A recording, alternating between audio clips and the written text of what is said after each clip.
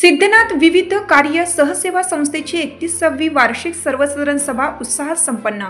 सिद्धनाथ विविध कार्य सहसेवा संस्थेची 31वी वार्षिक सर्वसाधारण सभा संस्थेच्या कार्यालयात मोठ्या उत्साहात व सुसंवादात पार पडली।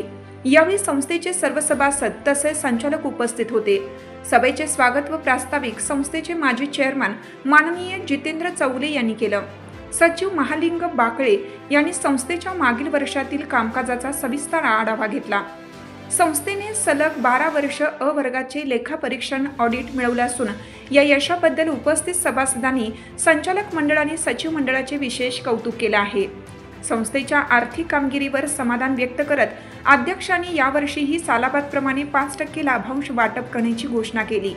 विषय पत्रिकेवरील सर्व विषयांना सभासदांनी एकमताने मान्यता दिली व सर्व निर्णय एकमताने मंजूर करण्यात आले।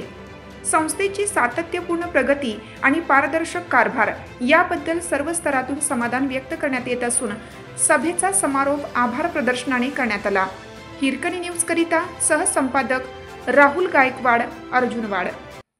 चालू घडामोडींचे अपडेट्स जाणून घेण्यासाठी आपल्या हिरकणी न्यूज चॅनलला सबस्क्राइब जरूर करा, लाईक करा, कमेंट करा आणि शेअर करा।